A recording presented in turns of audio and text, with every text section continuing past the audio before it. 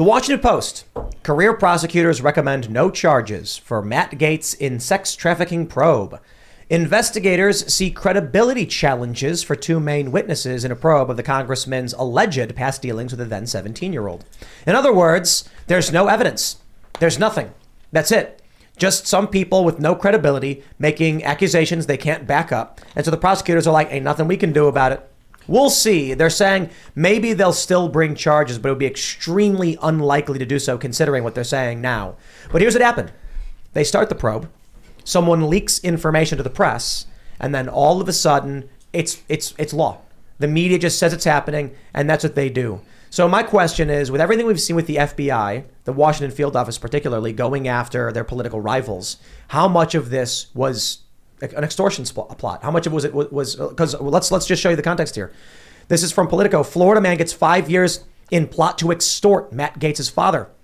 A U.S. district judge sentenced Stephen Alford to 63 months plus 3 years supervised release. The story? He went to the family and said, hey, I can make that all go away if you give me $25 million. So I'm starting to lean towards whoever set this up, the investigators, and then whoever was leaking it, they were all in on it. What do you think from your information? Yeah, I don't, to me, like, I don't have information. So like, I'm very careful. Like, I don't like to lob accusations or, at people where I don't have real information. So I will say that, my instinct was that it was true based on the coverage from every major paper. Why believe him?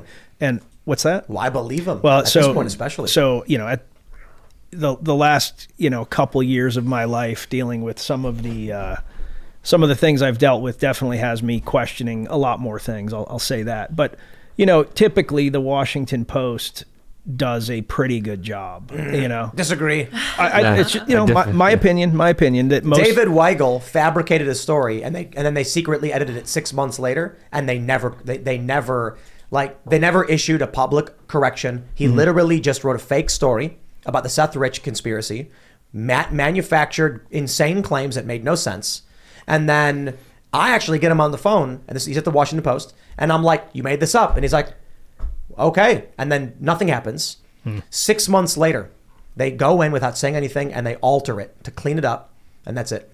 No official correction, no public statements or anything. The Washington Post is just garbage. And that's just the easy example I can off the top of my head. I'm sure there's plenty of examples look, everywhere. But this is them right now saying no charges. Yep.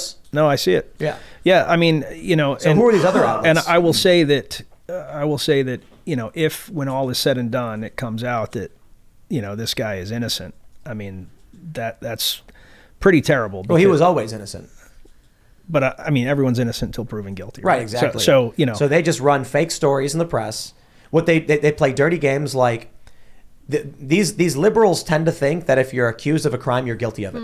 That's a terrifying reality. Well, that is the way the media works, right? So there's been a huge dynamic shift where, it used to be that like journalists took a long period of time to get stories out, make sure that they had sources, confirmed all of them. Now, because of the age we're in, where everyone is creating news quickly, including like you guys, right? It is a race to get the story first, which often means that the story is inaccurate. And once somebody launches the story, everybody races to tell the same story, and you end up getting this confirmation bias. But this is something different. I mean, this is people leaking information on a story that had no evidence or credibility. Sure. And then the media, especially leftist liberal outlets, running it as if it was true. Yeah. Yep. I mean, let's be honest here. There's a lot of sex traffickers in Washington, D.C. There's no denying that. There's a lot of sex traffickers everywhere. Exactly.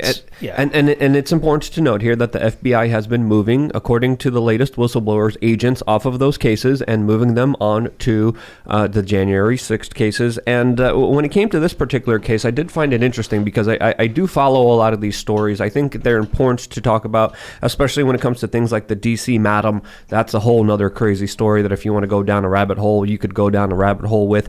But I didn't find any evidence here with Matt Gaetz. I didn't see anything legitimate. I didn't see anything confirmed. So I kind of kept quiet about it. I waited as a journalist to see what was going to be happening, what was going to be developing here. But online, all over Reddit, there was #1 posts calling him a sex trafficker. Sure. But I haven't seen anything legitimate. I haven't haven't seen any evidence suggesting this, but everywhere on social media, especially in leftist circles, he is automatically deemed now a sex trafficker, which I think is a little bit unfair, since of course there's no evidence providing this assertion, which was spread out by insiders from the government and then regurgitated by the corporate media to smear somebody.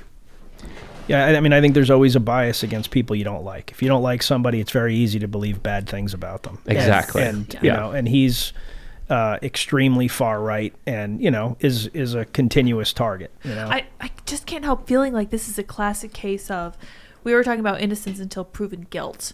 This is a case of the media choosing whether to decide if someone is guilty or not, and going with it. They don't care about whether it's actually true. And then if it's proven that they're wrong, they simply don't talk about it. Mm-hmm. I've seen them do this before. So what happens if it's proven that they've been lying, or that they've been inaccurate, or they've left something out, they just stop talking about it. I agree with that. Like, I'm genuinely surprised. I'm proud of the Washington Post for talking about this at all. Like, good for them. But because what they like to do is just sweep it under the rug. Like Tim was saying with this other story, that after 6 months they went back and sneakily edited it and didn't say anything about it. Yep. I think still to this day they've never fixed it. Really? Yeah, it's amazing. And now, will there be a major retraction from all these other organizations that slandered him? Will all the people who made fun of him and attacked him? We're doubling down. The activists are already saying stuff like, they know they can't win, but doesn't mean it's not true. Damage is like, done. Yeah, I mean, there's traffickers, and this because there's victims coming forward. Epstein had his victims coming forward to the FBI in the 90s, and there was people speaking out against this, and of course they didn't do anything about it. Where's the victims of Gaetz coming forward? Like, who was that guy who he called out Epstein? Nobody believed him. And what was his name? Luke Rutkowski? No. This guy. There's many other people. He had a big show. He had a big show, and he's being sued for defamation. And he's in court right now, and it's kind of a show trial. Alex Jones. Dude, you got to see the most recent clip of him going at it with the lawyer, who's like, the lawyer is whining really hard, and Alex is like, says some base stuff. It's pretty. The Alex Jones trial's hilarious. There's this clip. I was watching it. I was watching the live stream of it.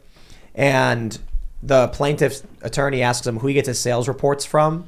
And then Alex is like, no one. And then he's like, no, who is giving it to you?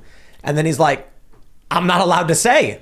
And so then they have to call sidebar. And the judge actually says, you were right to do that, because he would have to say it's coming from the bankruptcy lawyers. So the rulings against Alex are actually inhibiting the plaintiff's attorneys. And then there was that other clip that went viral where he said, he mentioned liberals, morals turning on a dime or whatever, and all the Iraqis they killed, their lies.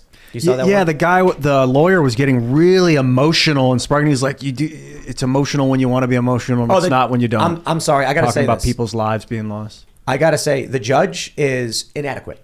I'm being polite. Inadequate. I'm being polite to the judge, because when the plaintiff's lawyer started just yelling at Jones, and Jones started snarking back, the judge did nothing. And then another lawyer was like, Judge, are you going to do something? And she goes, well, I can't get a word in edgewise. It's like, you have a bailiff, you're a judge, you can bang the gavel and hold people in contempt, and you're sitting there letting people mouth off.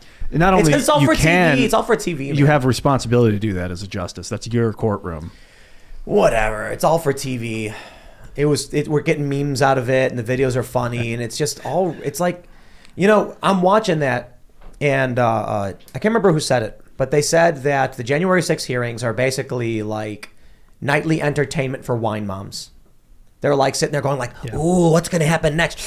Oh, he did what? And then they're voting based on it. It's kind of scary. It is, yeah, but it's more because it's like, if the FBI really is moving manpower out of sex trafficking and going into domestic terrorism, I kind of wonder what you think about this, Nick. Why do you think that this is happening? Do you think there's actually a risk of domestic terrorism overthrowing American republicanism? No, I don't. I don't think January 6th was a good thing. I think that people should be held accountable. So just, that's my position on that. Do I think that it was, a big planned professional event? I do not. I think it was a bunch of idiots doing idiot things and bumbling about. You know, What do they call them? The MAGA Mimas. Yeah, like, I mean, like, you know, you look at that group and, like, you know, these people are not, you know, this is not, you know, like James Madison and John Adams. I mean, like that's not what you had there. This wasn't SEAL Team 6 moving in. I remember those Viking sure. helmets I'm and pretty the face sure. paint, you know? Yeah. I mean, you know, it's a big deal, and I think it should be taken seriously. But I also don't think, I think that the press, this is where I really get aggravated with the press. We talk a lot about civil war, right? And I think that these people don't know what civil war is, or they think it won't happen, but they think they can get clicks by talking about it. But, you know, there are going to be idiots that start believing that there's like a real civil war that's forthcoming. And, you know, Why wouldn't there be? Why wouldn't there be? Yeah. Because I'm not saying it can't happen, because it can happen anywhere. I think that Americans do not really want to shoot their neighbor in the face. Thanks for checking out this segment from the Timcast IRL podcast. But if you want to check out the full show live, tune in Monday through Friday at 8 p.m. And if you want more special access content, head over to timcast.com and become a member. Your membership helps sustain this company, keep our journalists employed, makes this show happen, and you will get access to exclusive members-only segments of the Timcast IRL podcast, and there's a massive library to check out. So again, go to timcast.com or tune in Monday through Friday at 8 p.m., and we'll see you all there.